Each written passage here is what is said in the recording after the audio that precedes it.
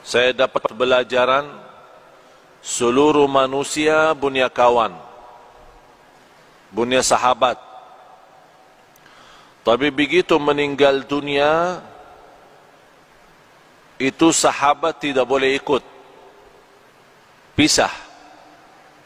Mana ada sahabat kita yang rela, ikhlas, mau masuk jadi sahabat kita di dalam kubur? Tidak ada. Biarpun sahabat rapat, sahabat akrab, kalau kita sudah masuk kubur, dia minta izin, maaf, saya tidak boleh ikut, pisah.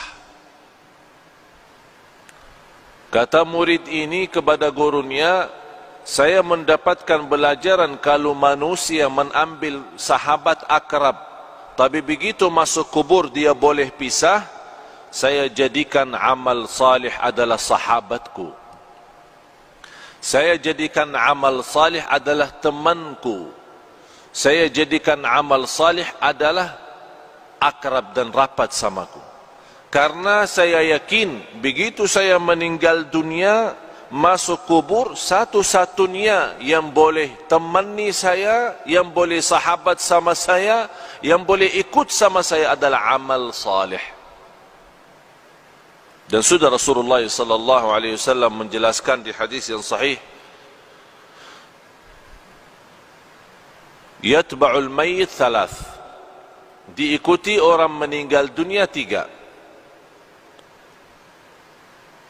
Ahluhu wa maluhu wa amaluh, keluarganya, yang kedua harta, yang ketiga amal. Kalau orang sudah mayat, mau dihantar ke kubur, mau dimakamkan, mau dikuburkan, diikuti 3. Temanin, ikut 3.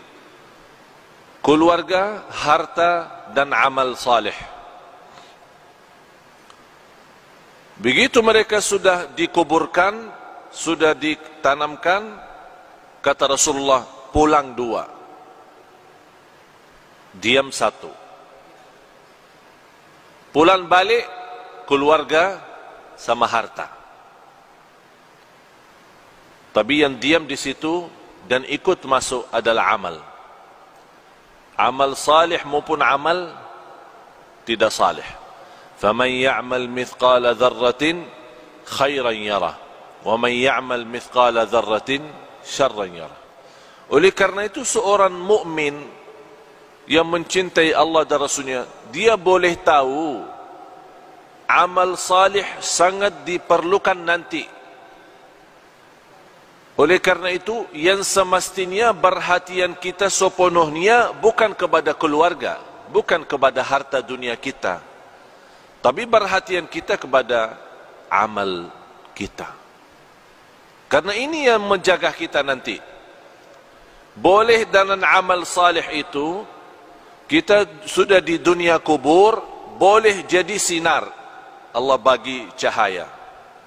Cahaya dari mana? Salat, wudu, sedekah, puasa, silaturrahim, akhlak mulia, amanat, jujur, lemah lembut, kasih sayang, cinta. Semua kebaikan dia usahakan dan dia amalkan. Di situ Allah terangkan kubur yang namanya kubur sempit, gelap, dan kita sudah nampak macam mana kubur. Dan tidak ada di dunia orang masuk kubur sudah dibagi lampu di dalam. Tidak ada. Apakah anda sudah nampak masuk dalam satu kubur, buka, ada semua, ada tempat tidur, ada apa namanya, lemari es, ya, untuk minum-minum nanti ada enggak? Tidak ada kan? Tidak ada sama sekali. Selimut, bantal, boleh masuk sana? Tidak ada. Semuanya tidak ada. Biarpun raja, biarpun sultan, biarpun menteri, biarpun orang kaya, biarpun apapun jabatan, biar miskin, boleh di dunia beda rumah. Orang kaya punya istana, punya rumah bagus. orang miskin punya rumah sederhana. Tapi kalau dalam kubur sama, tidak beza. Tapi yang boleh jadi beza kalau di kubur, bukan soal kaya miskin, bukan soal orang mulia, soal orang biasa. Tapi yang menjadi beza dalam kubur adalah amal salih. Disitulah dalam amal salih Allah terangkan kubur yang sempit, yang gelap, tidak ada udara, tidak ada angin, tidak ada oksigen, tapi boleh orang yang masuk di sana karena dia banyak istighfar, banyak jaga salat, banyak salat malam.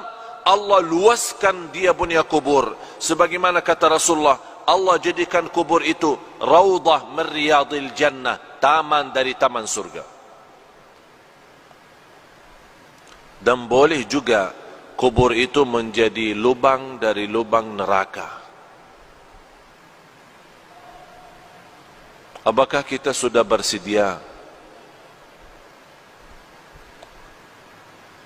masuk rumah baru itu sesuatu yang mesti? Tidak boleh seorang tidak masuk sana. Semua mesti masuk. Semua mesti masuk. Apa itu orangnya, dari mana orangnya, muslim, non-muslim, apapun agamanya, apapun budayanya, Arab, non-Arab, semua masuk kubur itu. Semua masuk. Nampaknya kubur itu sama, tapi sungguh di dalamnya sangat beza.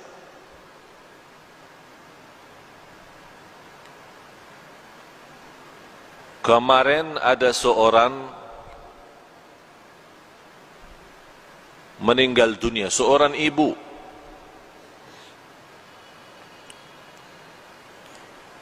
Keluarga menceritakan sekian tahun sudah meninggal dunia. Ada satu projek dari pemerintah mau buat jalan di situ. Jadi semua makam-makam kuburan yang ada di situ mesti dipindah. Pas mereka dikubur seorang ibu yang sudah meninggal dunia sekian tahun, dibongkar kubur, dibuka, dicium harumnya macam harum misk. Semua orang yang datang bekerja merasa harumnya luar biasa. Harumnya membuat hati tenang. Harumnya yang tidak pernah kita dapat di dunia. Itu keluar dari dia punya kubur. Akhirnya ditanya dia punya keluarga, apa amalan seorang ibu ini sambil boleh dapat kubur macam itu harumnya? Mereka menjawab, ibu kami tidak pernah tidur malam hari sampai membaca surat Al-Mulk, Tabarakalladzi biyadihil mulk. Setiap malam Allah bukan hanya terangkan kuburannya, tapi Allah harumkan. Harum luar biasa. Dan itulah kata Rasulullah sallallahu alaihi wasallam, 30 ayat, 30 ayatan syafa'at li sahibiha, 30 ayat yang membantu, yang menolong seorang masuk kubur, diselamatkan oleh Allah dari siksa kubur. Apa itu 30 ayat? Tabarakalladzi biyadihil mulk. Dan ini juga menjadi sunnah Nabi kita, Nabi Muhammad sallallahu alaihi wasallam. Sekarang tuan-tuan jamaah sekalian cuba bertanya diri, berapa kali kita baca surat Al-Mulk? Ini bahan suratul Mulk 30 ayat, kalau kita duduk tidak lebih dari 15 minit, 20 menit. Tapi 15 menit mahal. 15 menit jamin kita selamat dari siksa kubur. Tapi banyak manusia yang lalai. 15 minit, boleh kita selamat di alam kubur, tapi kita lalai, sepertinya kita sudah siap disiksa di kubur, bukan diselamatkan. Na'udzubillah. Oleh karena itu, tuan-tuan jamaah sekalian yang dimuliakan Allah Subhanahu wa taala, dirahmati Allah sekalian, baca surat Al-Mulk. Niat kita diselamatkan oleh Allah dari siksa kubur, diselamatkan oleh Allah dari kubur, lubang dari lubang neraka. Menetapkan hati kita saat ditanya oleh mungkar nakir, kita boleh pandai jawab. Ini semua barakah surat Tabarak. Tabarakalladzi biyadihi al-mulku wa huwa ala kulli syai'in qadir, alladzi khalaqal mauta wal hayata. Allah menciptakan mati dan hidup, liyabluwakum ayyukum ahsanu amala, diuji kalian siapa di antara kamu yang sebaik-baik amalan. Yang saya herankan, umat Islam yang segitu indahnya Islam, segitu mudah amal salih, tapi banyak yang malas. Malas alasan sibuk, malas alasan hawa nafsu, malas alasan dunia, syahwat, harta, anak, keluarga. Kalau sudah masuk di dunia kubur, baru dia nampak hakikah berlaku dan perbuatannya. Di situ dia bercakap, ya Allah, kurbankan semua keluarga saya siap. Saya ikhlaskan semua jadi kurban. Orang tua saya, istri saya, anak saya, cucu saya, harta saya, semua masuk neraka. Tapi ya Allah, saya mau selamat sendiri. Itu berkata orang kalau sudah masuk di sana, dia akan nyesal, dia akan sedih, tapi tidak ada guna kalau sudah nyesal di dalam sana. Tidak ada guna. Sekarang nyesal ada guna. Kalau nyesal merubah kehidupan kita menjadi lebih baik. Kalau kita sedih menjadi orang segera taubatan nasuha, mengisi amal salih, mengisi taqwa dan mengisi apa yang diridai Allah Subhanahu wa taala. Baru akan terwujud saat kita menghadapi kematian. Ya ayyatuhan nafsul mutmainnah, irji'i ila rabbiki radiyatan mardiyah. Ini sebuah penghargaan yang luar biasa istimewa dari Allah. Ini Allah panggil, hei jiwa yang tenang, sini, jangan takut, jangan khawatir.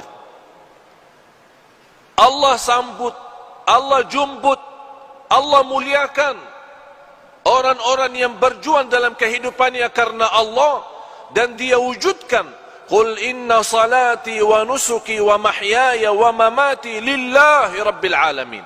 Dia wujud hidupku, matiku karena Allah. Di situ nanti di akhir hayat Allah jaminkan husnul khatimah. Tuan-tuan jemaah sekalian, sisa umur kita tidak ada yang boleh tahu. Sudah saya silaturrahim kali ini yang ke-7. 7 atau yang ke-8? Kurang, yang ke-7. Saya sudah ke-7 kali ke Malaysia. Allah izinkan bersilaturrahim. Semalam alhamdulillah dengan izin Allah kita kasih di salah masjid di Putrajaya. Alhamdulillah dalam kesempatan ini kita boleh isi di sini. Dan di tempat ini sudah 3 kali ya. 3 kali atau 4 kali. Tujuan kami yang saya sudah 7 kali tidak pernah terbayang boleh 7 kali ke Malaysia. Karena setiap malam mesti saya siap mati. Dan saya nawaitu kalau Allah masih izinkan punya umur lagi, insyaAllah akan berjuang hidupku, matiku lillah. Saya punya istri, punya anak, boleh jumpa setiap 4 bulan satu kali. 4 bulan baru boleh jumpa istri. Karena kenapa? Habis banyak waktu untuk umat, untuk dakwah. Bagaimana tuan-tuan diselamatkan oleh Allah dunia dan akhirat. Bukan hanya dunia. Ini dunia kecil.